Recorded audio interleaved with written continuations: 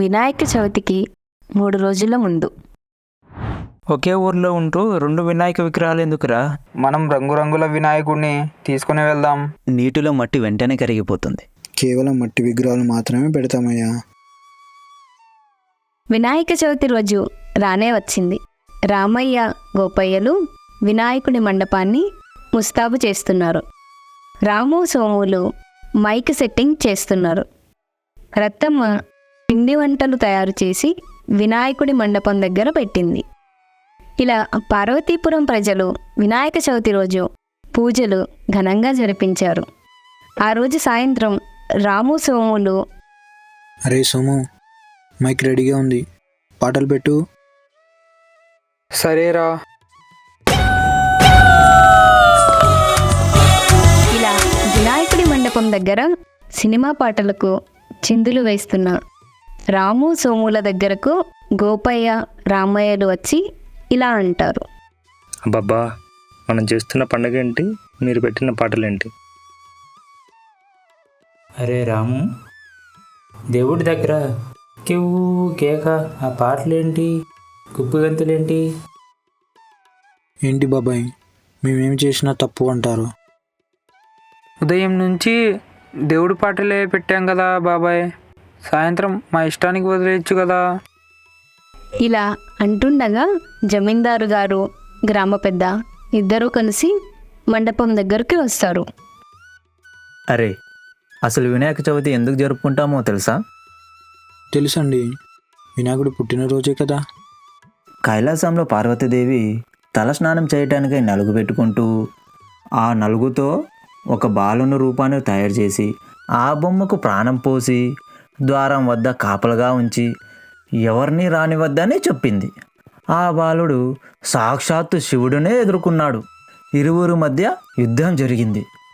ఆగ్రహంతో శివుడు ఆ బాలుడి తలను త్రిశూలంతో ఖండించాడు. తల తెగి పడి ఉన్న బాలుడిని చూసి పార్వతీదేవి విలపించసాగింది. ఆమె రోదనను చూడలేక శివుడు ఒక ఏనుగు తలను తెచ్చి అతికించి ప్రాణం పోసి అతనికి గజాననుడు అని పేరు పెట్టాడు. 1892లో ప్రజా వ్యతిరేక అసెంబ్లీ చట్టం ద్వారా హిందూ సమావేశాలపై బ్రిటిష్ ప్రభుత్వం నిషేధాన్ని విధించింది. భారతీయ స్వతంత్ర సమరయోధుడైన లోకమాన్య తిలక్ బ్రిటిష్ వారిపై భారత స్వతంత్రోద్యమం మద్దతుగా ప్రజలందరిలో జాతీయ స్ఫూర్తి రగిలించే ఏ చిన్న అవకాశాన్ని వదిలిపెట్టలేదు. దేశవ్యాప్తంగా అందరినీ ఒకటి చేసే సంకల్పంతో ఇప్పుడు నిరంతరంగా సాగుతున్న గణపతి ఉత్సవాలు మొదటిసారిగా ప్రారంభించి గణపతి ఉత్సవాలకు సామూహికమైన ప్రాధాన్యతను అందించడంలో అతను చేసిన కృషి మరువలేనిది. వినాయకుణ్ణి పూజించే 21 రకాల ఆకులు మన ఆరోగ్యాన్ని కాపాడే దివ్య ఔషధాలు. అవి మాచిపత్రం, వాకుడు, మారేడు, గరికె, ఉమ్మెత్త, రేగు, ఉత్తరేణి, మన్ని, మామిడి, గన్నేరు, విష్ణుక్రాంతపత్రం, దానిమ్మ, మరువం, వావిలి, సన్నజాజి, గండగి పత్రం, జమ్మి, రావి, మద్ది, తెల్ల జిల్లేడు. ఈ ఆకులు మనకు అనేక రకాల రోగాలు నయం చేయడంలో ఉపయోగపడతాయి. ఇది మన వినాయకుడి చరిత్ర. తప్పైపోయిందండి, ఇన్ని విశేషాలు ఉన్నాయని మాకు తెలీదు.